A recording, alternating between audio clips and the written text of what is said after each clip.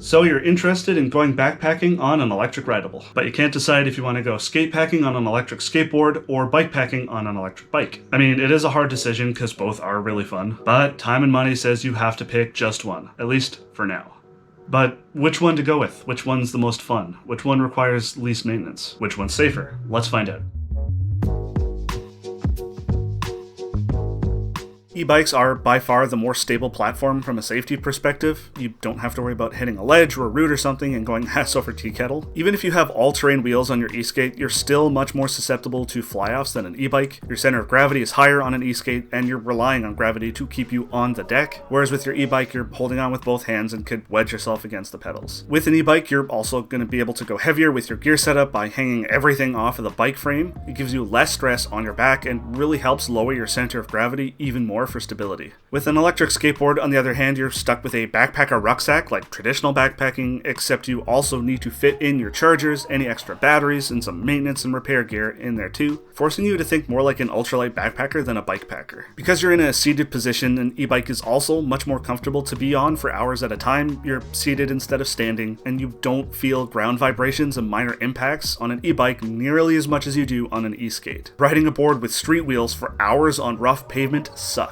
a lot. The benefit to an e-skate in this situation though is that an e-skate backpacking setup is generally more lighter than an e-bike bikepacking setup. An e-skate is much smaller than an e-bike, opening up some options that you only get with the lighter setup. For one, public transit is more feasible on an e-skate than it is with an e-bike, such as getting to and from your starting and ending points by bus or train or even taking a taxi or an Uber. It also helps when stopping at stores and restaurants. With an e-bike you have to leave it locked up outside, which can be worrisome if you have all your gear attached to the bike rather than in a backpack. With an e-skate, you can just bring it into the store with you, removing the risk of theft while it's left unattended, sometimes for hours if you're inside a coffee shop recharging the battery from empty to full. Even at hotels and motels, they can be a bit jittery about letting you bring your bike inside with you. Riding an e-skate eliminates this risk entirely, just make sure it's cleaned off and not dropping dirt everywhere. While out on the trail collecting miles, e-bikes offer a full range of power assist, letting you go from just you doing all of the work pedaling without using any battery at all, to various levels of both you and the motor in combination, all the way up to full throttle motor so you don't have to do anything. This gives you more tactical considerations for completing legs of your trip, and you're a little less reliant on an exact range to your next charging stop, whereas with e-skates, where 90% of the work is done by the motors, as foot pushing a heavy board with a backpacking bag full of gear is not recommended. Generally, you only want to do that from a standstill to get a bit of momentum going before you engage the motors to save you that huge energy spike spent overcoming inertia. And when your battery does run out, it's a heck of a lot easier to just pedal the e-bike than it is to drag an e-skate for that last stretch to your next charging stop. Weather also plays a big role in which of the two you go after. In general, e-bikes are a lot more forgiving for inclement weather than e-skates. Not only do e-bikes have the battery, motor, and ESC more sealed up from the rain, but they're also more elevated, reducing the risk of water incursion from puddles and splashback. Not to mention, with an electric skateboard, the wooden decks generally don't do so well with exposure to water. I mean, it does depend on the exact model. Some e-bikes are not rated for rain and some e-skates can be. If you plan on making miles, even if it's raining, you might lean towards an e-bike, otherwise you'll have to take 0 days or Nero days when the weather turns sour. Then there's always the issue of price. Electric skateboards are far more inexpensive than electric bicycles in general. Not only is there less cost in the hardware compared to a bike frame, but you may also need to spend more in batteries for the e-bike to get the same range, since you're moving more mass around. For reference, my touring e-skate cost me around $1,500 all in, including all the batteries. Another factor at play with the range aspect is the method of braking. Most e-bikes use standard bicycle braking with physical brakes, either with disc brakes or rim brakes. This makes stopping on a dime much easier, but all of that momentum is lost energy when you brake. With electric skateboards, they employ a method known as regenerative braking, the same type that Teslas use, using magnets to brake and using the electrical resistance from it to return a small portion of the power back into the battery. Regenerative braking is great to have and works fine in most situations, but it's less powerful than physical brakes, which can be a problem in an emergency stop situation where you have to stop fast. You also can't use regenerative braking when your battery is at 100% full, but the solution to that is simple: just don't start from a full charge at the top of a hill. Get a minute or so of runtime under your belt and you're pretty much good. Then there's also the consideration of customization.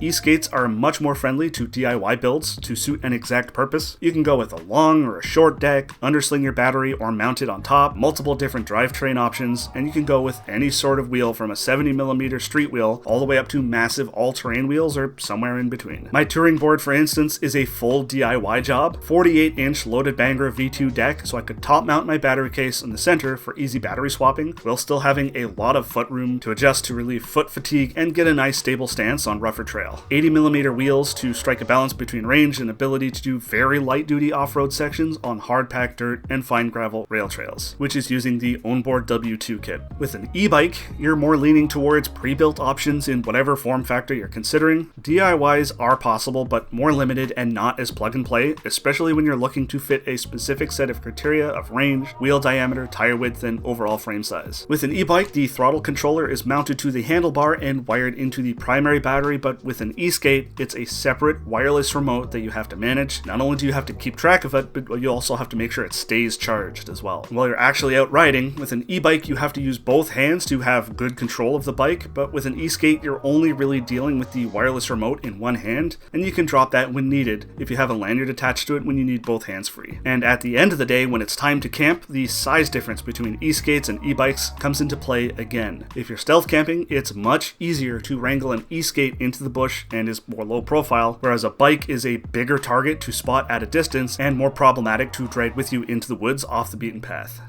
Alright, so the question was, which one is the best for you? If you want a more consistent and comfortable ride with more focus on the journey itself and less on the obstacles, e-bike bikepacking might be the better option. If you want to be more nimble and mobile and want the challenge of tackling strange routes and obstacles, e-skate skatepacking might be the right choice. My channel is a rabbit hole of unconventional EV adventures, so a quick reminder to subscribe if you are new to the channel. I've gone backpacking with both e-skates and e-bikes, so check out this playlist if you want to see both in action to get a better idea.